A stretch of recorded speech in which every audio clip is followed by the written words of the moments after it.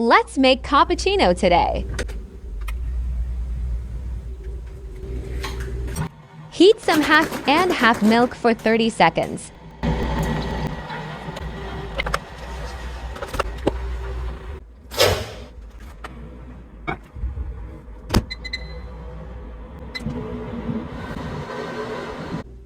Froth the milk with a milk frother.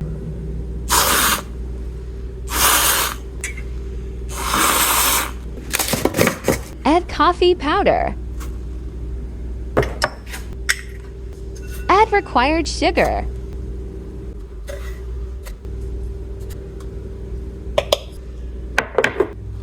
Whisk everything together.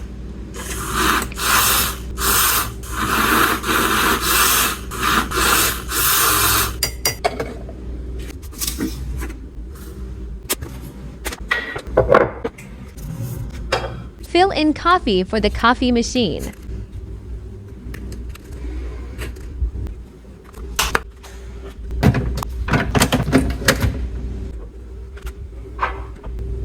Brew the coffee now.